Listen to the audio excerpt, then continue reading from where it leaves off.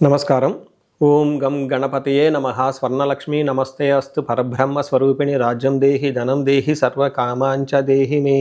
అందరికీ స్వర్ణలక్ష్మి అమ్మవారు ఎప్పుడు ప్రతి నిమిషం సంతోషంగా ఉండే విధంగా, చక్కగా నవ్వుతూ ఉండే విధంగా, ఆనందభరితంగా ఉండే విధంగా మనల్ని అనుగ్రహించాలని, అంతేకాకుండా మనందరికీ రాజ్యాధికారం ఉండే విధంగా అనుగ్రహించాలని, అమ్మవారు మనందరికీ సమృద్ధిగా ధనం ఇవ్వాలని, అంతేకాకుండా ప్రతి ఒక్కళ్ళకి వాళ్ళ మనసులో ఉన్న కోరిక తక్షణమే నెరవేర్చే విధంగా అమ్మవారికి మనకు ఆశీర్వాదం ఉండాలని చెప్పేసి కోరుకుంటూ ముందుకెళ్దాం. ఈరోజు మనం చెప్పుకోబోయే విషయం ఏంటంటే, కుజుడు వచ్చేటప్పటికి మిథున రాశిలో ప్రవేశిస్తున్నాడు. ఆగస్టు 2వ తారీఖు నుంచి సెప్టెంబర్ 18 వరకు వాళ్ళు ఆ మిథున రాశిలోనే ఉండటం జరుగుతూ ఉంటుంది. తద్వారా 12 రాశుల వారికి చాలా విషయాల్లో అనేక రకాలైన మార్పులు చేర్పులు వచ్చే అవకాశం ఎక్కువగా ఉంటుంది. కొంతమంది అనుకూలంగా ఉంటుంది, కొంతమందికి వచ్చేటప్పుడు ప్రతికూలంగా ఉంటుంది, కొంతమందికి కొంచెం ఇబ్బంది పెట్టే విధంగా ఉంటుందని తెలుసుకోవాలి. కుజుడు వచ్చేటప్పటికి ధైర్యానికి, పరాక్రమానికి, హీరోయిజానికి సంబంధించిన గ్రహము. కుజుడు వచ్చేటప్పటికి ఎనర్జీ, స్ట్రెంగ్త్, ఇనిషియేటివ్ అనే పనికి ముందుకెళ్ళాలని దానికి సంబంధించిన గ్రహము. యంగర్ బ్రదర్స్ సిస్టర్స్ ఎవరంటే వాళ్ళకి సంబంధించిన గ్రహము. అంతేకాకుండా మోస్ట్ ఇంపార్టెంట్, కుజుడును భూమి పుత్ర అంటారు. అంటే ల్యాండ్స్, ప్రాపర్టీస్, బిల్డింగు, కన్స్ట్రక్షన్ వీటికి సంబంధించిన గ్రహం. కుజుడు వచ్చేటప్పటికి మిలిటరీ, పోలీస్, సైన్యాధ్యక్షులు ఇలాంటి వాటికి సంబంధించి, వెపన్స్కి సంబంధించిన గ్రహము. అలాగే కాకుండా కుజుడు వచ్చేటప్పటికి ఫైర్, హీట్, ఇంజనీరింగ్, టెక్నాలజీ, ఫోర్స్ని అప్లై చేసే ఇట్లాంటి పనులన్నిటి కూడా కుజుడికి సంబంధించిన గ్రహం. ఇలాంటి కుజుడు మిథున రాశిలో 45 రోజులు సుమారు ఉండటం వల్ల మిగతా 12 రాశుల వరకు ఎలా ఉందో మనం చూద్దాం. మనం సింహరాశి చూసుకుంటే, ఈ సింహరాశి వాళ్ళకి ఒక మంచి స్వీట్ న్యూస్ అని చెప్పుకోవాలి, లేదంటే తీపి కబురు అని చెప్పుకోవాలి, మంచి జరిగే విషయం అని చెప్పుకోవాలి. ఎందుకంటే సింహరాశి వాళ్ళు జనరల్గా ఈ టైంలో అష్టమ శనితో బాధపడుతూ ఇబ్బందుల్లో ఉన్నారు. ఇలాంటి వాటికి, అంటే అష్టమ శనిలో రకరకాల ఇబ్బందులు పడుతున్న వీళ్ళకి కుజుని యొక్క సంచారం, మిథున రాశులకు కుజుడు ప్రవేశించడం చాలా మంచి జరుగుతుందని మీరు అనుకోవాలి. ఏ ప్రకారంగా అంటే, వాళ్ళకి ఇన్కమ్ లెవెల్కి సంబంధించిన విషయాల్లో చాలా బాగుంటుంది. Fulfilment of desires. ఇప్పటిదాకా ఏదైనా కనుక ఆగిన పనుల్లో తటస్థత ఉండి అనుకున్న పనులు కనుక ముందుకు జరగకపోతూ ఉంటే ఈ టైం ముందుకు జరిగే అవకాశం ఎక్కువగా ఉంటుంది.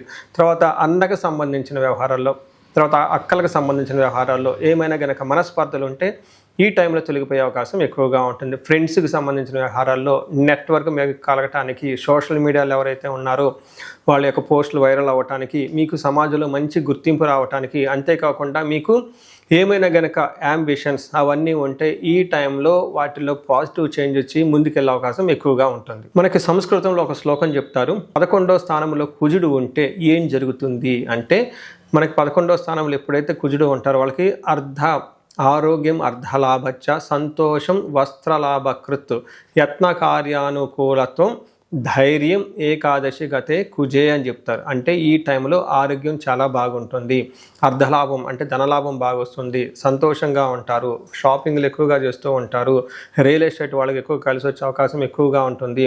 అంతేకాకుండా యత్న కార్య అనుకూలత్వం, ఇంతకుముందు మీరు ఎవరికైనా ఉద్యోగంలో చేరాలన్నా కొంచెం కష్టంగా ఉన్నా, లేదంటే ఏదైనా పని కనుక చేస్తే అందులో మీకు సరైన వృద్ధి జరగకుండా ఉంటే, ఎక్కడైనా ఆగిపోయిన పనుల్లో ఉంటే ఈ టైంలో పనులు చాలా త్వరగా వెళ్ళి ముందుకు వచ్చే అవకాశం ఎక్కువగా ఉంటుంది. చూశారు కదండి, కుజుడు వచ్చేటప్పటికి 11వ స్థానంలో ఉండటం, ఏ అష్టమ శనితో బాధపడుతున్న ఈ రాశి వాళ్ళకి చాలా వరకు ఉపశమనం వచ్చి ఒక మంచి పుష్, జీవితంలో ముందుకు పోవడానికి ఒక జోష్ వచ్చే అవకాశం ఎక్కువగా ఉందని గమనించాలి.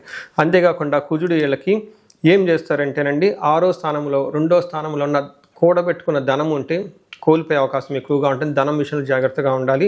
తర్వాత ధనం వచ్చే అవకాశం కూడా ఎక్కువగా ఉంటుంది. ఫైనల్గా సక్సెస్ఫుల్గా ఉండే ఈ ఒక మంచి పీరియడ్ వచ్చే 45 డేస్ అని మీరు గమనించాలి. మనం ఈ రాశి వారికి పరిహారాలు చూసుకుంటే, ఇందులో పరిహారాలు 2-3 రకాలుగా చెప్తానండి. ఒకటి సెల్ఫ్ రెమెడీస్, మీరు చెప్పుకునే పరిహారాలు చెప్తాను.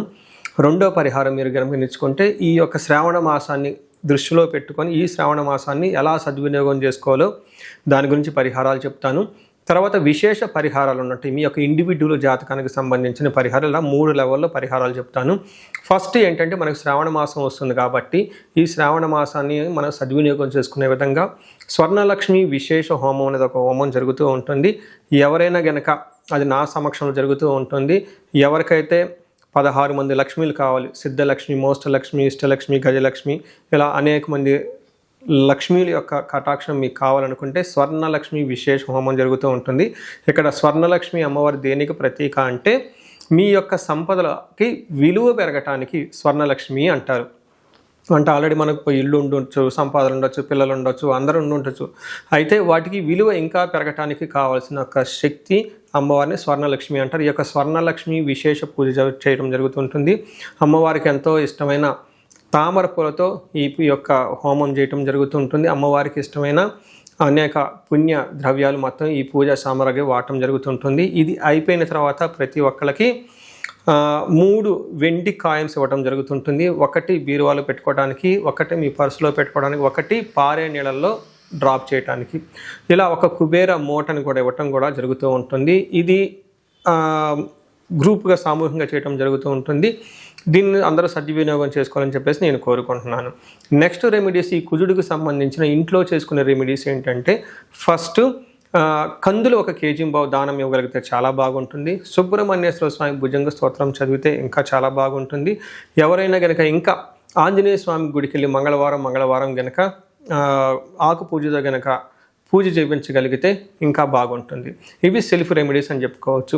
విశేష రెమెడీస్ అన్ని కొన్ని ఉంటాయి. ఇవేంటంటే మీ యొక్క ఇండివిడ్యువల్గా జాతకంలో ఏదైనా గనక దోషాలున్నా, గ్రహశాంతులున్నా అవి ఒకసారి జాతక చక్రం చూపించుకుంటే బాగుంటుంది. ముఖ్యంగా ఎవరి వయసు అయితే 40 సంవత్సరాలు +/- 5 ఇయర్స్ ఉండి, అంటే 35 to 45, 50 ఈ రేంజ్లో ఉండి సక్సెస్ఫుల్గా 10 ఇయర్స్ ట్రాక్ రికార్డ్, ఎడ్యుకేషన్ ఉండి, ప్రొఫెషనల్ ట్రాక్ రికార్డ్ ఉండి, అంతా బాగుండి ఎక్కడో కనుక లైఫ్లో మీకు ఆగిపోయారన్న ఒక ఫీలింగ్ వచ్చేసి ఉంటే దానికి కారణం మీకున్న శాపాలు యాక్టివేట్ అయ్యి ఉంటాయని గమనించుకోండి.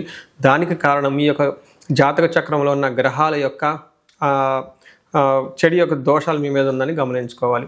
ఇలా మీకు అనిపిస్తే ఒక్కసారి ఇండివిజువల్గా మీ యొక్క జాతక చక్రం చూపించుకొని తగు పరిహారాలు చేసుకోవాలని చెప్పేసి కోరుకుంటున్నాను. అందరూ ఇప్పుడు విధంగా స్వర్ణలక్ష్మి విశేష హోమంతో పాటు హెల్త్ బాగా లేకపోతే మృత్యుంజయ హోమము, ఆయుష హోమం చేయించుకోవటం, భార్యాభర్తలకు అన్యోన్య దాంపత్య పాశుపత హోమం చేయించుకోవటం, ఎలాంటి పరిష్కారాలను కానీ సరే రాహువుకి సంబంధించిన ఇలాంటివి ఉంటే చండీ హోమం చేయించుకోవటం చాలా ముఖ్యం అని చెప్పేసి నేను కోరుకుంటున్నాను. మీ అందరికీ అష్టైశ్వర్యాలు కలగాలని, భోగభాగ్యాలు కలగాలని చెప్పేసి నేను కోరుకుంటున్నాను. నమస్కారం.